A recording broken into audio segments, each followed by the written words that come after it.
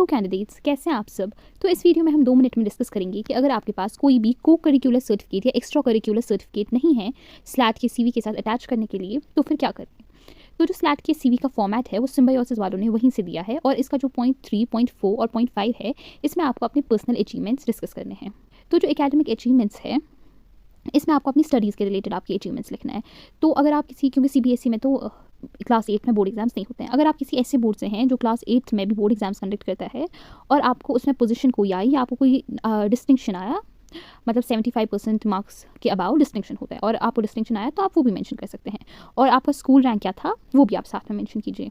School rank मतलब अगर कोई अच्छी स्कूल रैंक थी फर्स्ट 10 में, लाइक आपने क्लास 8 में बोर्ड्स दिए और आपको कुछ 80% आए, तो स्कूल रैंक आपकी फॉर एग्जांपल 7th रैंक थी, तो आप वो लिख सकते हैं।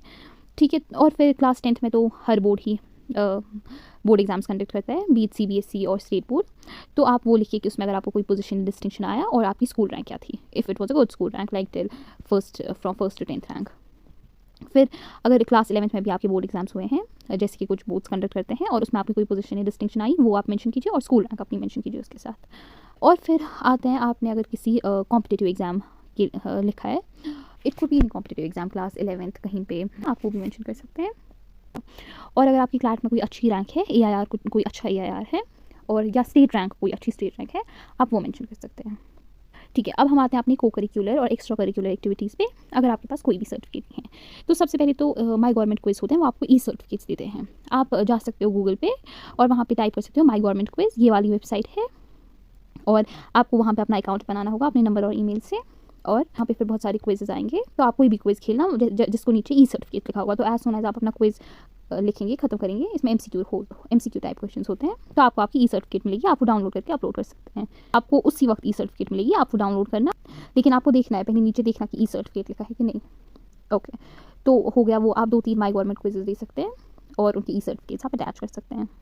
उसके बाद अगर आपको कोई भी स्कॉलरशिप या पार्टिसिपेशन सर्टिफिकेट भी है आपके पास, पार्टिसिपेशन सर्टिफिकेट भी हो सकती है, वो खाली पार्टिसिपेशन सर्टिफिकेट, तो आप वो भी अटैच कर सकते हैं। ज़रूरी कोई विनिंग सर्टिफिकेट हो ऐसा ज़रूरी नहीं है।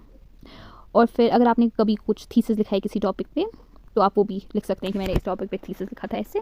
फिर हो सकता है आपको उस टॉपिक में से क्वेश्चंस पूछेंगे इंटरव्यू में, तो वो थोड़ा प्रिपेयर करके जाना। और अगर आपका कोई इंस्टाग्राम है और अगर कोई यूट्यूब चैनल है, आप वो भी मेंशन कर सकते हैं। फिर लास्टली हम आते हैं अपनी एडिशनल क्वालिफिकेशन और आउटस्टैंडिंग अवार्ड्स पे। इसमें इंक्लूड होता है कोई भी अवार्ड, एडिशनल क्वालिफिकेशंस हुए, diploma, winter course, summer course, 6 months course, 3 months course, कुछ भी हो सकता है। और इसके अलावा अगर आपके पास इनमें से कुछ भी नहीं है, लेकिन आप किसी भी क्लास में prefect, class representative, house representative, vice captain थे, तो आप वो मेंशन कर सकते हैं। So this was all for today's video.